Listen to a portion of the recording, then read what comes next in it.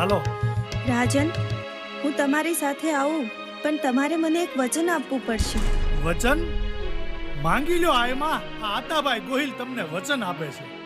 રાજન, હું તમારી સાથે આવું, પણ રથમાં નહીં, હાથીની અંબાણી પર બેસીને નહીં. આપણે બંને પગપાળા ચાલીને જઈશું તમારા રાજમાં. તો ઘણું જ સારું કહેવાય માતાજી. જો તમે હાલીને મારા રાજમાં આવતા હોય તો એનાથી રૂડું બીજું શું હોય. તમારી પવિત્ર પાવન અને પુણ્યશાળી પગલી મારા રાજના ગામડાની ધરતી ઉપર પડશે તો મારા રાજની ધરતી પવિત્ર પાવન અને પુણ્યશાળી બની જશે. હાલો માતાજી, હાલીને જઈએ. પણ રાજન, મારું વચન એ છે કે આ નાના એવા નેહડાથી તમારા રાજમહેલ સુધી પહોંચીએ ત્યાં સુધીમાં પાછું વળીને ના જોતા. નહીં જો માતાજી, હું રસ્તામાં ક્યાંય પાછું વાળીને નહીં જોઉં. હાલો માતાજી. હા રાજન, જો તમારી શ્રદ્ધા તૂટી અને તમે રસ્તામાં પાછું વળીને જોયું તો મારું ત્રિશૂળ